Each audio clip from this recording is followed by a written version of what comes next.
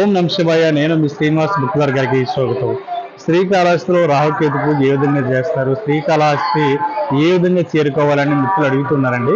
మనకి తిరుపతి వెళ్ళేటువంటి దారిలోనే శ్రీకాళహస్తి రైల్వే స్టేషన్ తగులుతుందండి.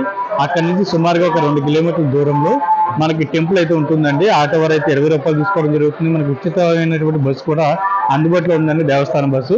మీరు బస్సు ఎక్కినా ఆటో ఎక్కినా కూడా మీరందరూ కూడా 4 నెంబర్ గేట్ వైపు వచ్చేటప్పుడు ప్రయత్నించండి.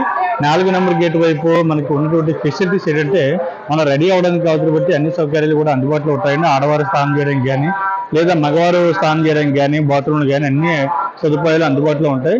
అదేవిధంగా మనకి అకామిడేషన్ కూడా ఈ 4 నెంబర్ గేట్ దగ్గర ఈవో గారి కార్యాలయం దగ్గర ఇవ్వడం జరుగుతుంది. నా బ్యాక్ సైడ్ కనిపిస్తుంది ఈవో గారి కార్యాలయం. దాని తర్వాత మనకి ప్రసాదం కౌంటర్ కానీ, దాంతోపాటు నిత్యాలదానం కార్యక్రమం సంబంధించి కానీ ఇక్కడే ఇవ్వడం జరుగుతుంది.